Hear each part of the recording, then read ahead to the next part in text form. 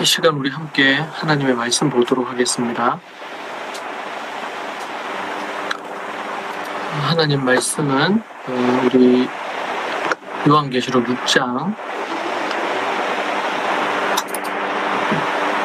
12절에서 우리 7장 4절까지 말씀 우리 함께 보도록 하겠습니다.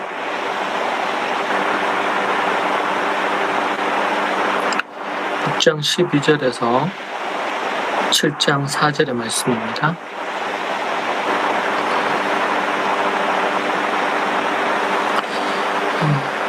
같이 한번 읽도록 하겠습니다. 6장 12절부터입니다.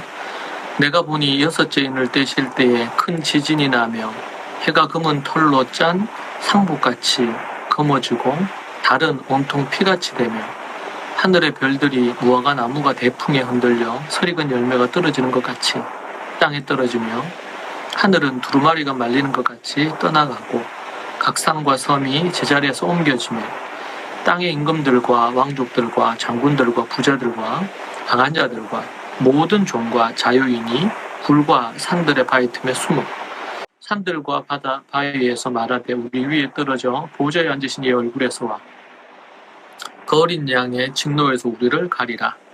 그들의 진노의 큰 날이 이르렀으니 누가 능히 서리요 하더라. 일 후에 내가 내 천사가 땅 내 모퉁이에 선 것을 보니 땅의 사방의 바람을 붙잡아 바람으로 하여금 땅이나 바다에나 각종 나무에 불지 못하게 하더라.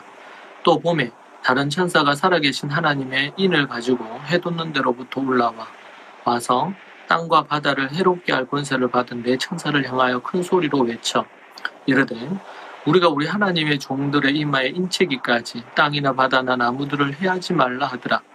내가 인침을 받은 자의 수를 들으니 이스라엘 자손의 각 지파 중에서 인침을 받은 자들이 14만 4천이니. 아멘. 이 시간 우리 같이 잠시 기도하겠습니다.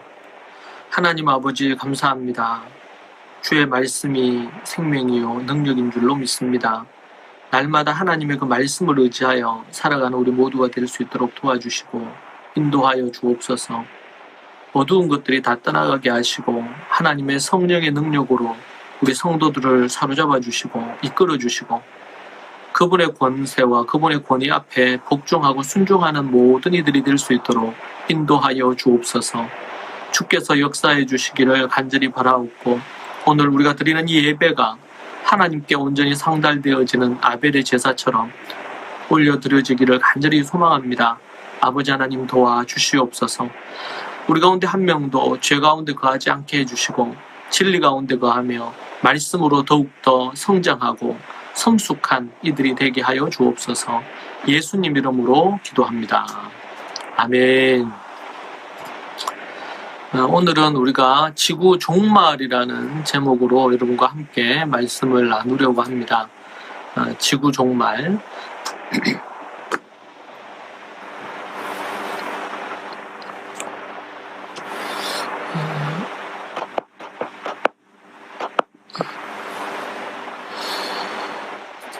지구 종말과 관련된 때로는 영화도 등장을 하고요. 그런 부분들이 많이 이제 나오지요. 그래서 지구가 뭐 어떤 연유로 종말에 이르게 되는 그런 부분들을 보곤 합니다. 그런데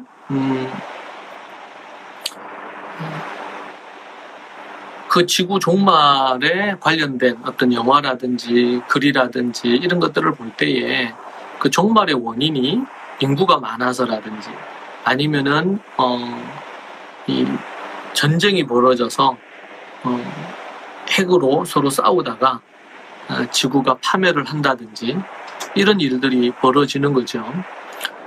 그런 것들을 통해서 이 지구가 종말하고 지구가 멸망하는 그런 어떤 형태의 부분들을 볼 수가 있습니다.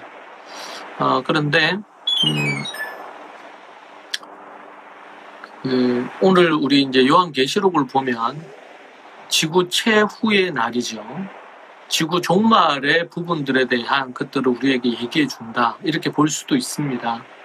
그런데 성경은 또 특별히 요한계시록에서의 강조하는 부분들은 그것은 단순히 그러한 어떤 부분으로 일어나는 뭐 이렇게 이상 기온을 통해 가지고 나타났던 문제라든지 이런 부분들, 이런 것들로 인해서 생기는 문제라기보다는 죄로 인해서 생기는 부분들입니다. 이 역사가 종말에 이르게 되는, 이 땅에서의 종말이 이루어지고, 그리고 우리 주님이 재림하시면서 새 하늘과 새 땅이 펼쳐지는 부분, 그런 부분들이 이루어질 때 이것은 전혀 이제 지구가 종말을 고하고 멸망하고, 그리고 이것은 새로운 하늘과 새 땅이 펼쳐지는 부분입니다. 그것에 대해서는 성경은 우리에게 자세히 말하지는 않습니다. 그러나 분명한 것은 지금 현재의 부분과는 다르다는 것이죠.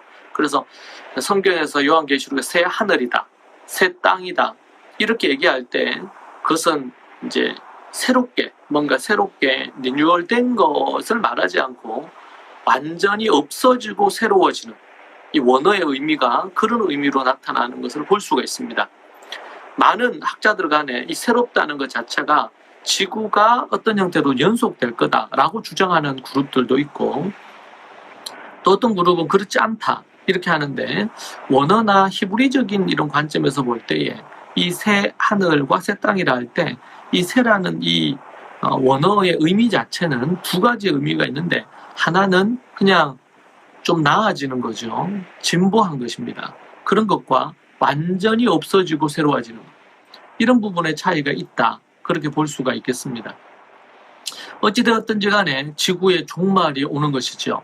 그 종말의 부분을 우리는 지금 특별히 여섯째 인을 떼는, 오늘 본문에 그렇게 해서 여섯째 인을 떼면서 일어나는 일들이 벌어집니다. 그리고 이제 그 이후에 이제 또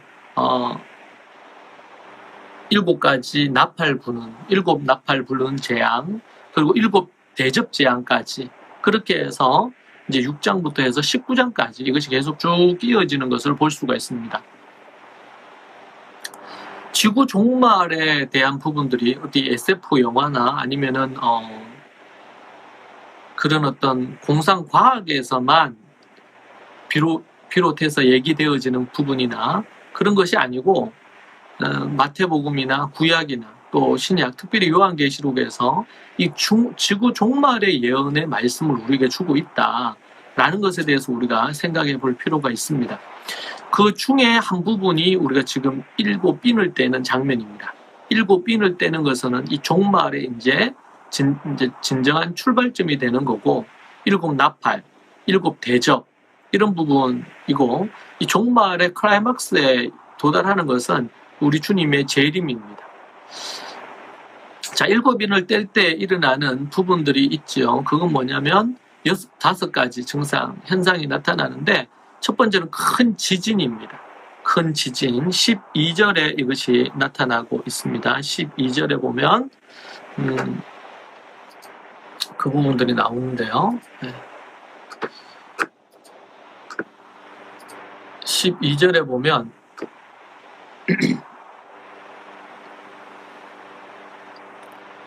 내가 보니 여섯째 인을 떼실 때 큰 진진이 나며, 그렇게 표현을 하고 있습니다.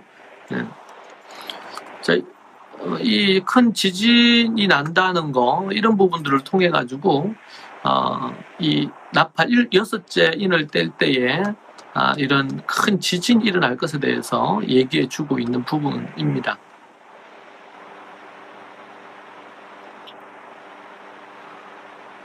자, 그리고 또 두 번째는 해가 검게 달이 핏빛으로 변한다라고 12절에서도 언급을 합니다.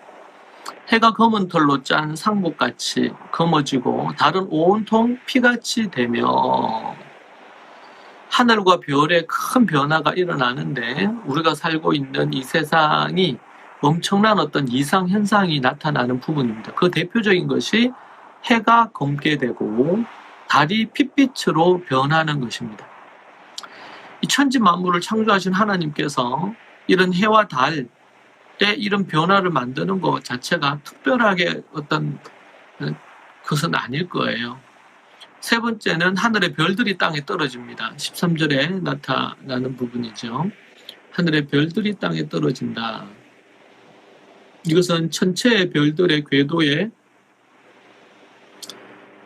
변화가 있을 것에 대한 것뿐만 아니고 또 어떤 이들은 이 세상의 위대한 국가나 정치 지도자들이 하늘에서 떨어지듯이 떨어지는 권세가 무너지는 그런 부분들에 대한 것이 아니겠는가 이렇게 보기도 합니다. 뭐 어떤 형태로든 간에 분명한 것은 이 천체의 어떤 이런 변화들이 일어난다 그렇게 볼 수 있겠고요. 그리고 하늘이 말리고라고 또 나오죠. 하늘이 말리고 14절에 나타나는 부분입니다. 그리고 지구 모든 사람들이 산과 바위 틈에 숨게 됩니다. 네, 모든 사람, 여기 성경에 보니까 땅의 임금들, 왕족들, 장군들, 부자들, 강한 자들과 모든 종과 자유인이 굴과 산들의 바위 틈에 숨었다.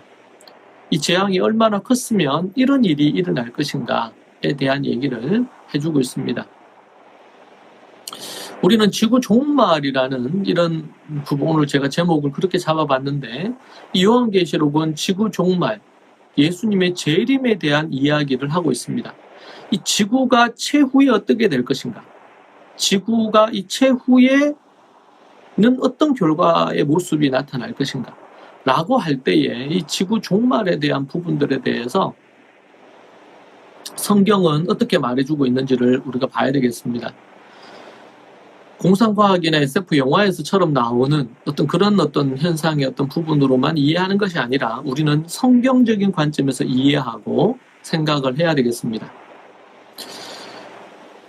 특별히 이런 현상이 나타날 때, 이런 큰 지진이 일어난다든지 이상 기온이 생긴다든지 이런 부분들에 관련된 부분들이 일어날 때에 최근에도 얘기 들으니까 미국을 중심으로 해서 큰 산불이 일어나는데 그때 들었을 때 제 기억으로는 그 면적이 한반도의 우리나라의 한 3분의 2 정도 된다는 얘기를 들었습니다. 지금도 계속 그 산불이 계속 지속되고 있다고 하니까 그 산불이 우리나라만한 땅덩어리에 산불이 일어나고 많은 사람들이 죽기도 하고 대피도 하고 어려움이 생긴다는 거죠. 그러한 부분에 있어서 우리는 이런 현상이 일어날 때 우리가 정말 기억해야 될 것은 그런 유사한 이런 부분들이 나타날 때마다 그런 일이 생길 때마다 우리는 주님의 재림 그리고 지구의 종말을 생각하면서 깨어 근신하며 살아야 됩니다. 어떤 주인이 멀리 떠나고 이 집안 모든 것들을 맡겼을 때에 주인이 늦게 올 것으로 생각하고 그리고는 친구들을 불러서 허랑방탕하게 또 자기에게 맡겨진 사명을 감당하지 않고 그렇게 하다가 정말 도둑처럼 찾아온 주인의 모습을 통해 가지고 허랑방탕하던 그 종이 놀라서 큰 주인으로부터 징계를 받는 그런 비유의 말씀이 나오지 않습니까? 우리는 늘 깨어 있어야 됩니다. 성경에서는 우리가 깨어 근신할 것에 대한 얘기들을 하는데 그럴 때에 오늘 말씀처럼 큰 지진이나 해가 검게 달이 핏빛으로 변하거나 이런 일들은 계속 있지요. 별들이 땅에 떨어지거나 하늘이 말리는 것 같은 또 아니면 이런 등등의 부분들이 일어날 때에 그리고 이제 17절에 보면 진노의 큰 날이 이르렀으면 누가 능히 견딜 수 있겠느냐 그렇게 말씀을 합니다. 정말 견딜 수 없는 그런 어떤 현상들이 일어날 때 지금도 이 바이러스가 2021년 아니면 2022년까지도 지속될 것이라고 그렇게 보는 경우들이 있죠.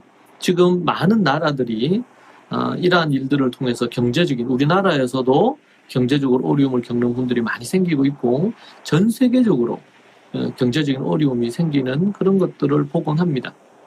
세계화가 되면서 더 많이 발전하고 더 많이 성장한 것 같은데 그래서 이 문명이 더 많이 지구가 발달한 것 같아요. 그런데 한순간 이 모든 것들이 무너지는 부분들이 생기는 것이죠. 그것이 지진으로 인해서 그럴 수도 있고 바이러스로 인해서 그럴 수도 있고 갖가지의 많은 부분들 이제 세계화가 되고 전 세계가 뭐 일일 생활권이 된다고 하면서 많은 부분의 변화들이, 그래서 지구촌이라고 불리기도 하지만, 그렇기 때문에 이런 바이러스가 만들어지고 이런 것들이 전염이 될 때 이것을 막을 수 있는 길도 별로 없는 것 같아요. 정말 인간은 탁월한 것 같고 정말 모든 인류의 영장물로서 그런 모습을 갖춘 것 같지만, 인간은 결코 완벽하거나 완전하거나 그렇게 위대한 존재들이 아닙니다. 그 하나님 앞에서 우리는 결코 인간이 그렇다고 말할 만한 근거가 별로 없습니다. 인간은 주어진 것에서 그것을 우리가 발전시키고 이렇게 하는 부분의 변화가 있고, 또 그런 부분에서 발전을 시키지만, 그러나 여전히 죄와의 문제 때문에 발전된 이 문명이 또 다른 많은 사람들을 파괴하고 죽이고 살인하고 이런 일들이 또 일어난다는 것입니다. 그런 측면에서 우리는 이 인류 문명이 처한 현실에 대해서 우리가 생각을 하고 그렇게 해야 됩니다. 우리는 주님의 재림을 기억하고 종말을 기억해야 됩니다. 죄로 말미암아 이 파멸한 지구를 기억해야 되고요. 경각심을 갖고 깨어 있을 필요가 있습니다. 이 지금 전 세계 인류는 너무나 교만해 있습니다. 하나님의 말씀을 떠나고 나중에 이제 10장을 넘어가고 16장, 17장, 18장 이렇게 넘어가면 이 정말 종말의 마지막 때에, 지구 종말의 때에 특별히 큰 두 부분이 등장을 하는데, 하나는 종교계, 교회지요. 교회를 중심으로 한 부분들에 대한 배교, 타락에 대한 거. 또 하나는 이 교회가, 거짓 교회가 정치와 경제를 붙들고 있는 이 국가의 우두머리를 중심으로 한 부분과 야합을 하면서 더 많이 타락해가고 하나님의 큰 심판으로 나타나는 것들을 볼 수가 있습니다. 자, 우리는 요한계시록을 이해하면서 우리가 앞서서도 본 것처럼 이 출애굽기 말씀을 생각할 수밖에 없고, 또 다니엘서 말씀, 이런 부분들을 우리가 생각하지 않을 수가 없습니다. 여러분, 우리 출애굽기를 보면 10가지 재앙이 등장합니다. 10가지 재앙과 흡사하게 이제 지금 묘사되고 있는 부분이 요한계시록의 말씀이죠. 그리고 다니엘서의 말씀이 대부분 그대로 에스겔서, 예레미야서부터 시작해서 그대로 인용되거나, 이사야서도 그렇고 많은 예언서 속에 미래에 일어날 종말에 대한 이런 부분의 말씀이 총집합적으로 등장하는 것이 요한계시록입니다. 그 요한계시록은 그 표현이나 묘사나 많은 부분이 출애굽기와 다니엘서를 중심으로 한 예언서들의 많은 부분과 일맥상통을 합니다. 그러한 것들을 볼 때에 우리는 출애굽기를 역사적인 사실로 보지요. 10가지 재앙이 단순히 상징적인 의미가 아니라 그 당시에 애굽에 존재했던 이런 어떤 신들을 파괴하는 부분으로, 그 부분으로 누가 진정한 하나님이냐, 누가 진정한 왕이냐, 이 부분들에 대해서 얘기하기 위해서 10가지 재앙이 등장하는 것으로 말합니다.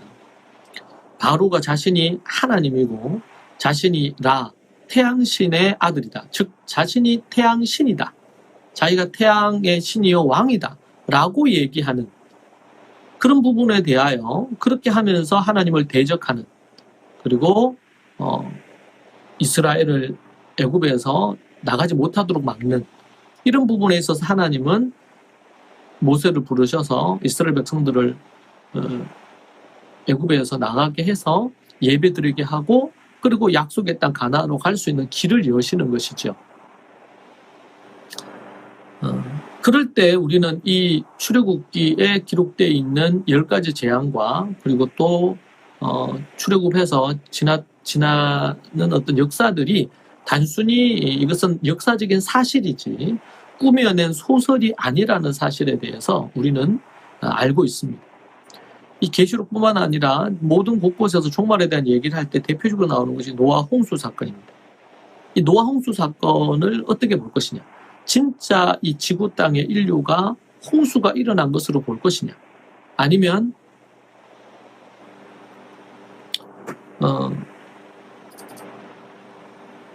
아니면은 그냥 그렇지 않고 단순히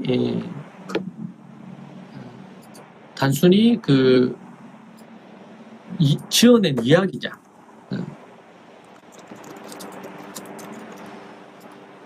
그런 부분들에 대해서 우리가 직면을 하는데요. 10가지 재앙도 그렇고, 그리고 또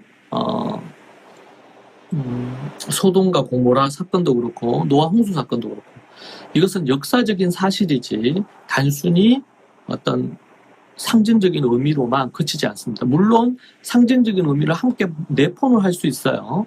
그런 측면에서 우리가 요한계시록을 볼 때도 이것이 단순한 어떤 상징적인 의미다, 뭐 그렇게 볼 수도 있는 부분이 있겠습니다, 분명히. 그런데 그것뿐만 아니라 이게 역사적인 사실로 현실 속에서 일어날 일이다 라는 부분도 우리가 부인할 수는 없습니다. 그런 관점에서 생각하면 좋을 것 같습니다. 그런 측면에서 지금 이제 7인, 그리고 7 나팔, 7 재앙과 관련된 이 말씀의 어떤 부분들은 단순히 그냥 상징적인 의미나 영적인 어떤 의미를 내포하고 있다, 이렇게만 보기에는 적절하지 않습니다. 그런 내용, 그런 의미도 같이 포함하지만 더 명확한 것은 역사적인 사실로 등장할 수 있다는 것입니다. 그런 일이 일어날 것이다. 이런 부분에서 요한계시록에 대한 해석이 이제 문자적인 해석, 아니면 또 상징적인 어떤 부분들의 해석, 천년왕국도 그런 측면에서 또 나누어지거든요.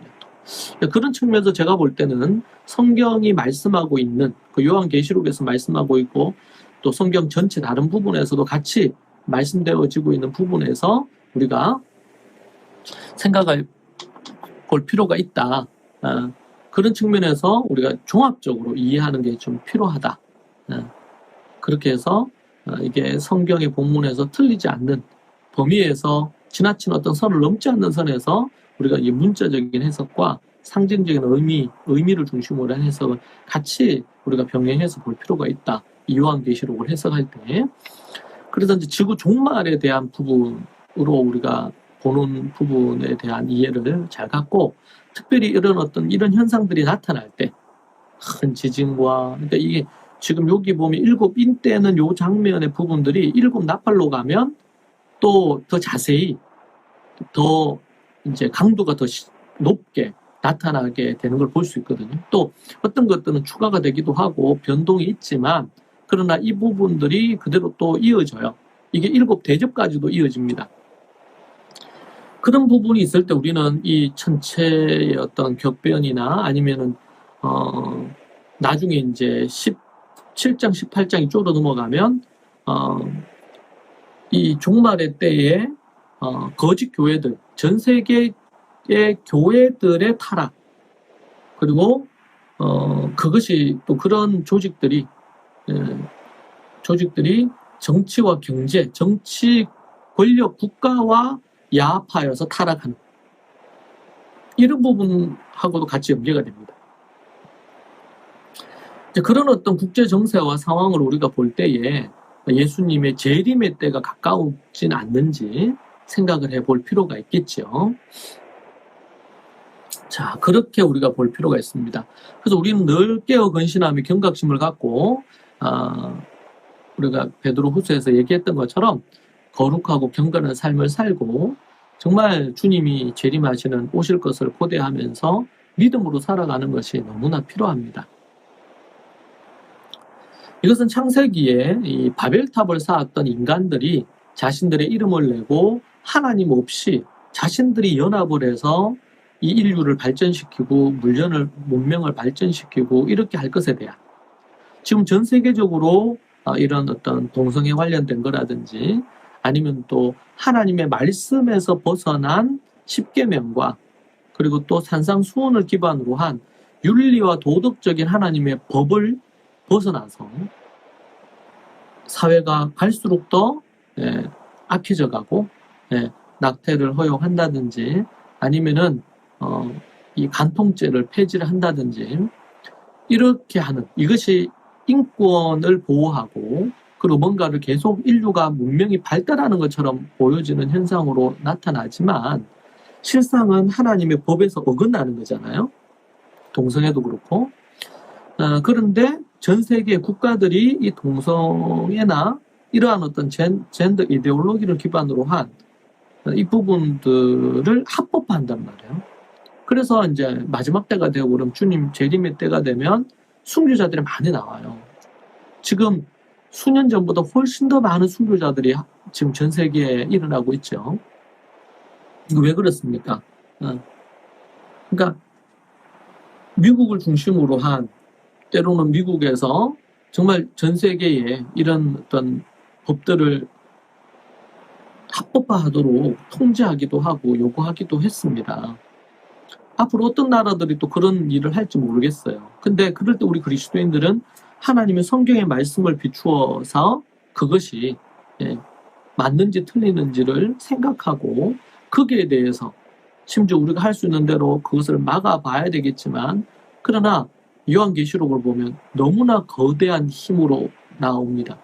그래서 단순히 여러 가지 어떤 다양한 관점 중에 하나로 그렇게 하기보다는 지금 유럽을 중심으로 미국에서도 그렇고 예수님을 믿는다는 것을 공식적으로 이 전도를 하면, 그러니까 뭐 중국이나 이 공산국가에서는 이미 못하도록 돼 있죠. 교회도 폐쇄되고 이런 현상이 있죠.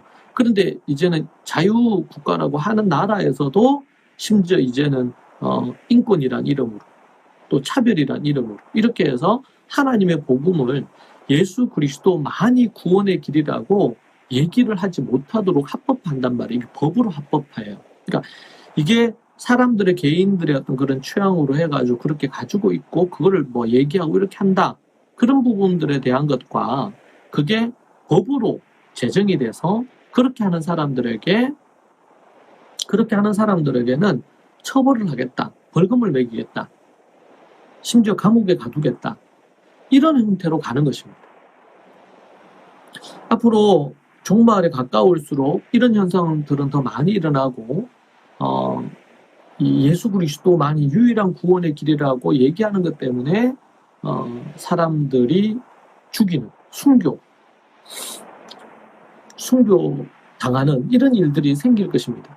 예수님 믿는 것 때문에 핍박당하고 죽음을 맞이하게 되는 일들이 앞으로 더 많이 생길 것입니다. 문제는 우리가 앞에서 본 것처럼 하나님 앞에서 믿는 사람들이 경각심을 갖고 깨어 있어서 계속 믿음의 그 길을 갈 것이냐, 아니면은 가진 핍박과 박해와 이런 부분에 있어서도 견디고 살 것이냐. 우리는 일제치하 36년의 세월을 보냈습니다. 치욕적인 시간이었죠. 그런 시간들을 보낼 때 일본에서는 군국주의를 더욱더 견고하고 자신들이 꿈꾸는 군국주의자들의 그런 목표를 성취하기 위해서 전쟁을 일으키고 거기에 수많은 잘못된 짓을 많이 했습니다. 그럴 때 대표적인 것이 그것이 잘못됐다고 얘기를 하는 사람들은 핍박을 당하거나 감옥에 갇히거나 죽는 일이 생겼습니다. 그리고 이제 교단들마다 모두 다 신사참배를 합법화했습니다. 교단법으로 합법화했고, 그리고 국가에서, 우리나라 정부에서, 그리고 뭐 그때는 이제 일본의 속국이 됐으니까 일본 정부에서 천황을 숭배할 것에 대한 그것을 했죠. 그것은 모두 다 합법적인 것이었고 국가가 주도하면서 국가가 요구하는 것이었습니다. 국가. 뭐 옛날에 우리 히틀러가 유대인들을 학살하고 전쟁을 합법화하고 그리고 이 독일 민족의 우수성을 그거를 얘기하면서 잔혹한 짓을 많이 했지 않습니까? 근데 이런 그것을 뭐 독일인들 모두는 아니었지만 저항하는 그룹들도 있고 저항하는 사람들도 있었지만 그 사람들은 극히 소수였고 대다수의 침묵하는 다수와 그리고 그것을 선동하는 이들을 중심으로 해서 그렇게 하는 것에 동참하지 않으면 죽이거나 감옥에 가두거나 이런 일들이 있었습니다. 지금도 전 세계에서는 예수님을 믿는 것 때문에 교회가 파괴되거나 무너지거나 이런 일들은 많이 일어나고 있습니다. 우리는 성경의 말씀을 기준으로 잘 분별을 해야 됩니다. 깨어 근신해야 되고 정말 하나님이 기뻐하시지 않는 저런 적그리스도적인 이런 모든 행태에 대해서 우리는 하나님의 말씀을 연구해서 분별함으로 말미암아 그것이 잘못되었다는 사실에 대해서 말할 필요가 있겠습니다. 이 모든 일의 시작이 어떻게 보면 창세기에 등장하는 바벨탑 사건과 같습니다. 그들이 바벨탑을 쌓았습니다. 인간들이 힘을 모아서 권력을 중심으로 해서 그들이 이제 하나님을 대적하면서 인간이 최고고, 그리고 또 그 인간 중에서도 영웅들, 네피림들이 최고고, 그들을 우상시하고 숭배하면서 저들이 바벨탑을 쌓습니다. 영원할 줄 알았습니다. 인간의 어떤 그 위대함이 대단할 줄 알았습니다. 근데 하나님은 언어를 혼잡하게 하시고 그 바벨이 무너지게 하시는 것이죠. 그러나 인류는 마지막으로 가면 갈수록 이 바벨의 그들의 꿈은 계속 가지고 있습니다. 어떤 나라가, 어떤 권력이 자리할 때마다 그 밑바닥에 깔려있는 것은 무엇입니까? 우리가 할 수 있다. 인간이 할 수 있다. 하나님 앞에서 우리는 할 수 없고 그 하나님 앞에 굴복해야 된다. 이런 관점이 아니고 인간이 할 수 있다. 인간이 모든 것을 이룰 수 있다. 이런 관점입니다. 그 바벨은 지금도 여전히 존재하고, 마침 고대 바벨론, 그리고 요한계시록에 보면 17장, 18장으로 넘어가면 바벨론이 또 등장합니다. 큰 임금 바벨론. 똑같지는 않을 겁니다. 그러나 분명한 것은 인간이 중심이 되고 인간의 어떤 그런 하나님을 대적하고 인간이 이 땅에 원하는 어떤 것들을 하는, 그래서 이제 다니엘서를 보면 다니엘에게 하나님이 예언해 주셨던 그 신상에 대한 부분이 있죠. 이것이 700년 후 로마의 어떤 일들도 예언을 해주고 있고, 그리고 종말에까지 이 예언이 뻗쳐가거든요. 다니엘서에 등장하는 이 신상의 다니엘이 환상을 보았던 그 부분이요. 그런 부분에서 계속되어지는 부분이 뭐냐면, 하나님의 율례와 법도의 말씀을 지켜 행할 거냐, 거룩과 경건이라 그럴 때 바로 그런 부분들입니다. 그렇게 행할 것이냐, 아니면 인간이 자신들의 힘과 무엇으로 계속 바벨탑을 쌓아갈 것이냐, 바벨론을 계속 만들어갈 것이냐 라는 부분입니다. 이것을 우리 개인에게 적용해 본다면, 나는 어떻게 하나님 앞에 온전히 굴복하고 그분의 말씀 앞에 서느냐, 그 하나님 앞에 기도하느냐, 그 하나님 앞에 말씀을 보느냐. 그 대표적으로 우리가 할 수 있는 것은 종교 생활로서를 넘어서서 기도하는 생활, 기도 생활과 말씀 생활을 보면 일단은 압니다. 어떤 상황을 만날 때마다 기도의 자리에 서느냐, 그리고 자칫 잘못하면 기도가 감정적으로만 흘러갈 수 있겠죠. 그러니까 하나님의 말씀을 연구하면서 기도하는 자리에 서느냐. 그래서 의도는 뭐냐? 하나님의 뜻이 무엇이냐? 하나님의 의도하시는 게 무엇이냐? 라는 것이죠. 그런 부분들에 대해서 생각하고 있느냐? 아니면은 여전히 자신이 주인이 되어서 인생의 모든 결정을 하며 살아가고 있느냐? 때로는 믿음으로 출발을 했다가 결국에는 인생 중반에 하나님을 떠나고 인생 말년에는 하나님을 대적하는 사람으로 있는가 하면, 때로는 한때 믿음이 아주 뜨거웠다가 식어진 이후에 그냥 몸이 근조한 신앙생활을, 종교생활을 하다가 지옥에 떨어지는 경우들도 있죠. 사도 바울의 선교팀에도 보면 여러 종류의 사람들이 있었습니다. 그런데 핍박과 고난이 찾아오니까 함께 선교했던 선교팀 사람들 중에서 주님을 배교하고 떠나는 사람도 생겼고, 그리고 여러 종류의 사람들이 나타나는 것을 봅니다. 그들의 믿음이 진정한 믿음인지에 대해서 우리는 시간이, 그들의 삶이, 아니면 또 위기가 그것을 검증해 주는 부분이라고 볼 수가 있겠습니다. 우리는 앞으로 닥쳐올, 아니면 우리 인생에, 아니면은 이 시대에 예수 그리스도를 믿는 것과 그분의 말씀대로 살아가는 것, 그분을 믿고 살아가는 것 자체가 핍박과 학대, 박해의 상황, 순교의 상황으로 되어질 수 있다는 것이죠. 그럴 때 우리가 어떻게 믿음을 지킬 수 있느냐, 그럴 때 어떻게 깨어 있을 수 있느냐, 이게 매우 너무 중요한 부분입니다. 우리는 그것을 대비해서 늘 깨어 근신해야 되고, 우리 자신의 믿음도 그렇게 해야 되고, 우리의 자녀들에게도 그러한 관점에서 하나님의 말씀과 특별히 이 요한계시록을 정말 제대로 알고 가르쳐야 되는 것 같아요. 저는 요한계시록을 이번에 다시 이렇게 연구하면서 정말 이 다른 성경, 어떤 성경보다도 이 요한계시록이 이 시대에 절실히 필요하구나. 물론 모든 신구약 성경이 다 필요하죠. 근데 종말이 가까워온 이 시점에서 이 요한계시록을 중심으로 한 성경에서의 종말의 어떤 예언과 말씀은 정말 중요하구나 라는 것을 다시 깨닫고 생각하게 됩니다. 여러분, 여전히 이 바벨탑을 쌓듯이, 아니면은 정말 이 큰 성 바벨론 타락한 전 인류를 지옥으로 끌고 갈 그 배후에 마귀 사단이 있는 그러한 부분의 삶을 살아가는, 우리가 이제 유한결론이라든지 영적인 관계라든지 뭐 셀프 리더십이라든지 영적 전투 의식을 갖고 살아가는 부분이라든지, 이제 이것이 기반이 되겠죠. 신앙의 출발입니다.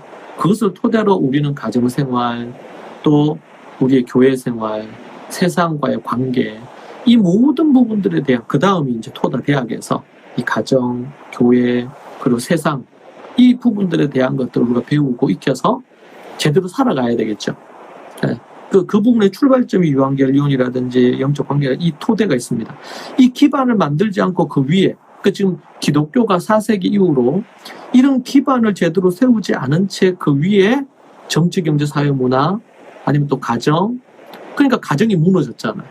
다음 세대가 무너졌잖아요, 지금. 95%가 교회를 떠나고 있잖아요. 왜 그렇습니까? 이러한 복음의 기초가 되는 유한결론이나 영적 관계나 셀프 리더십이나 뭐 영적 전투나 이런 부분들에 대한 걸 바탕으로 해서 가정을 그 위에 세우고, 또 교회를 세우고, 그리고 이 세상에서 크리스천들이 어떻게 살 것인지에 대한 거, 이런 것들이 만들어지지 않은 채 이 시스템을 갖추지 못했단 말이에요. 지난 1000년 넘게.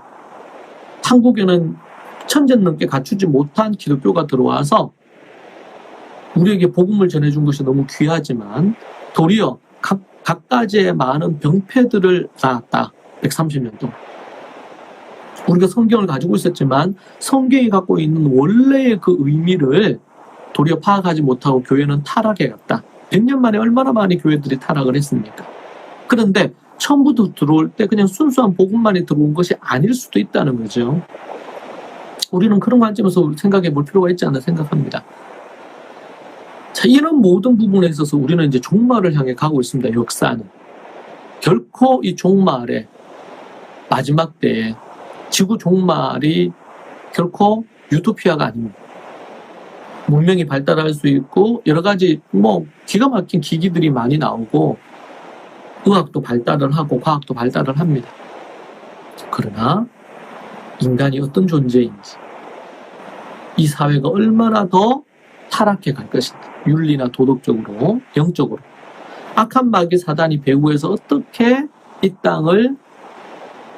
땅에 있는 사람들을 지옥으로 끌고 갈 것인지, 문명의 발달과는 너무나 대조적으로 더욱더 죄가 관영하고 타락한 세상이 될 것입니다. 우리가 본 이제 7장 1절에서 4절의 말씀 우리가 이제 보면요. 여기에서는 6장과는 사뭇 다릅니다. 그러니까 6번째 인을 떼는 부분과까지 부분과 그리고 또 7장과 성경의 7장 외에도 여러 말씀이 삽입장이 있습니다. 삽입장들.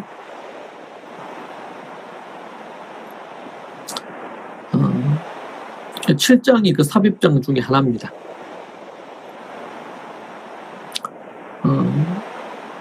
7장뿐만 아니라 10장에서 14장이나 17장, 18장 이런 부분도 삽입장에 속합니다. 자, 이런 어떤 삽입장들이 등장하는 요한계시록 전체에 특별히 본론에 해당되는 6장부터 19장까지 삽입장이 등장한단 말입니다. 이 삽입장들은 어떻게 보면은 쉼을 가져다 줍니다. 이 삽입장에서는 구원과 하나님의 따뜻한 사랑을 볼 수 있는 대목이에요. 그래서 이제 7장만 봐도 7장 1절부터 8절까지는 이런 환난 가운데서 7인을 때는 이 환난 기간 동안 구원받을 두 무리에 대한 얘기가 7장 1절부터 8절까지 나오고 9절부터 17절까지 나옵니다. 이스라엘 유대인들이 마지막 때 유대인들이 회개하고 돌아올 것에 대한 메시지가 있죠. 로마서에도 있고 이 계시록에도 있는데 오늘 말씀 7장 1절부터 8절까지가 이스라엘 사람들이 회개하고 돌아올 것. 지금 이것이 현실로 다가오고 있죠. 유대인들이 많이 회개하고 돌아오고 있습니다. 그리고부터 9절부터 17절까지는 모든 이방 사람들이 구원을 얻는 허다한 무리, 셀 수 없는 많은 무리들이 돌아오는 것입니다.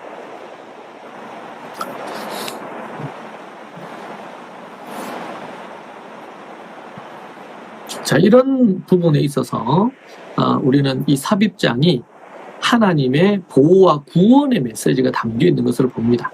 명확한 것은 믿는 자들, 거룩한 하나님의 백성들이죠. 그들이 구원받는 부분입니다. 7장 1절을 보면 이후에 내가 내 천사가 땅 내 모퉁이에 선 것을 보니 땅의 사방의 바람을 붙잡아 바람으로 하여금 땅이나 바다에나 각종 나무에 불지 못하게 하더라. 또 봄에 다른 천사가 살아계신 하나님의 인을 가지고 해돋는 데로부터 올라와서 땅과 바다를 해롭게 할 권세를 받은 내 천사를 향하여 큰 소리로 외쳐 이르되 우리가 우리 하나님의 종들의 이마에 인치기까지 땅이나 바다나 나무들을 해하지 말라 하더라.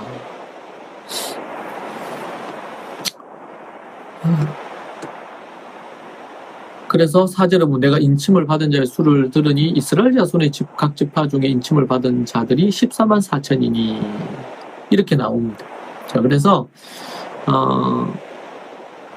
우리 하나님을 믿는 사람들, 경건하고 거룩한 하나님의 백성들은 이런 인나팔 재앙 심판이 있지만 대접 심판이 있지만 그때 우리가 두려워하거나 놀라지 않을 것은 분명히 박해도 있고 핍박도 있고 고통도 있고 그래서 순교도 있을 수 있지만 그 하나님께서 우리를 보호해 주시고 지켜 주신다 라는 메시지가 지금 실장 전체에 흐르고 있는 내용이라고 볼 수 있습니다.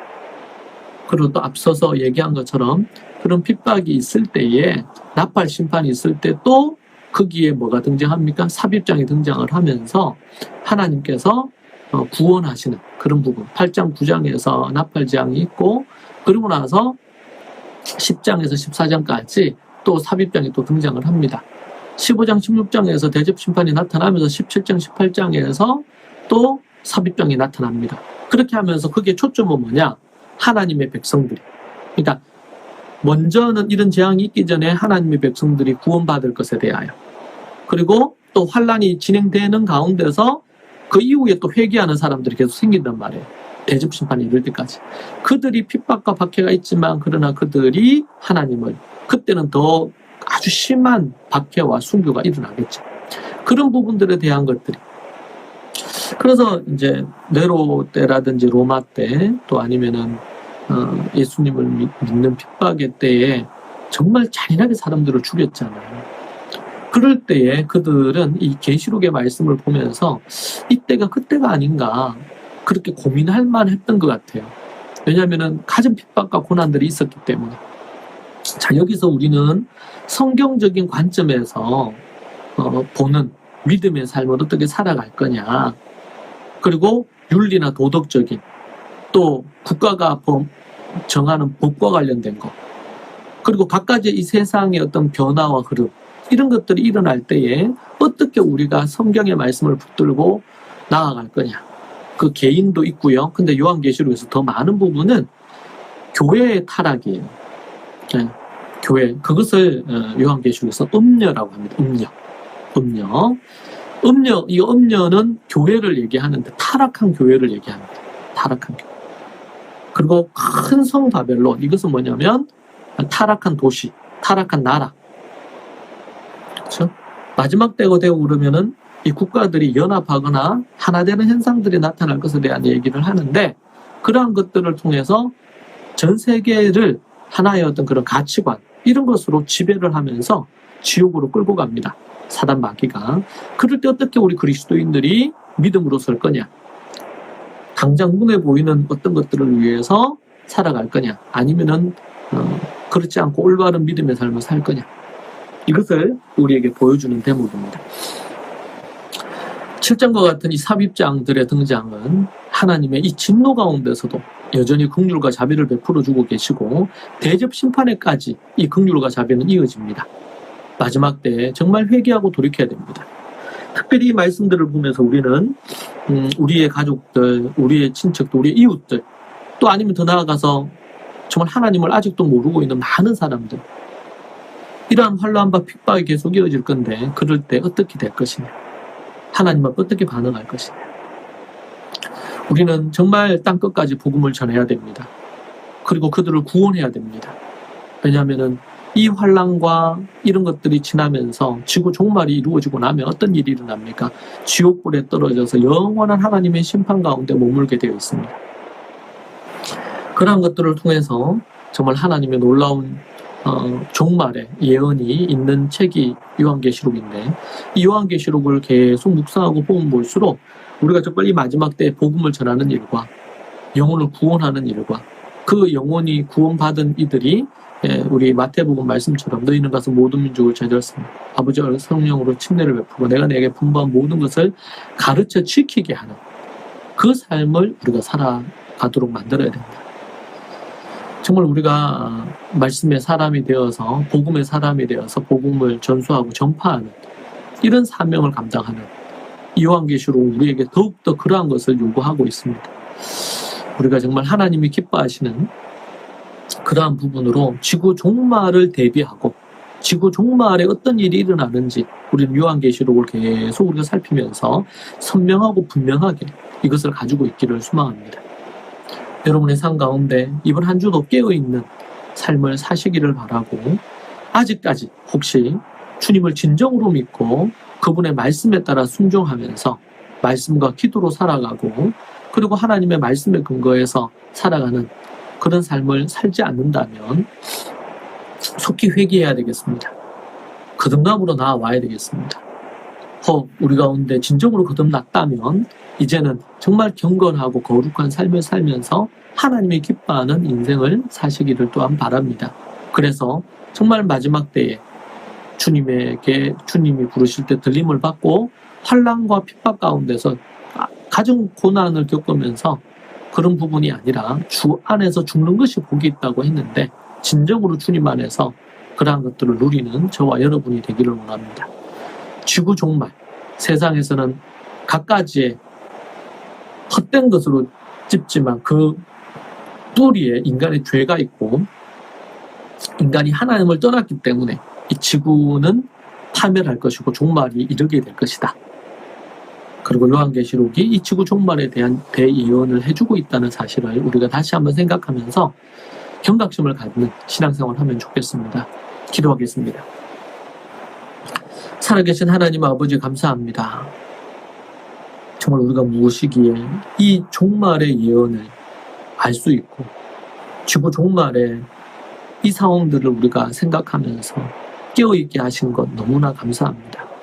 얼마나 이 시대가 어른으로부터 시작하여 어린아이에 이르기까지 세상의 것을 좋아하고 사랑하고 타락해가고 있는 이때에 오직 하나님의 말씀을 붙들고 깨어 근신하여 날마다 하나님의 말씀에 순종하며 경건한 삶을 살고, 이미 우리 다음 세대들은 지옥을 향해 나아가고 있고 하나님을 대적하는 대적자들로 그중 95% 이상이 변해버린 이 시대에 정말 하나님 앞에 경각심을 갖고 거룩한 하나님의 백성 될 수 있도록 인도하여 주시옵소서. 아버지 하나님, 정말의 이 마지막 때에 이 예언의 말씀을 우리에게 주신 것을 너무 감사합니다. 어떻게 되어질지 이 미래를 예측하면서 깨어 근신하며 살게 하여 주시고 인도하여 주시옵소서. 예수님 이름으로 기도합니다. 아멘.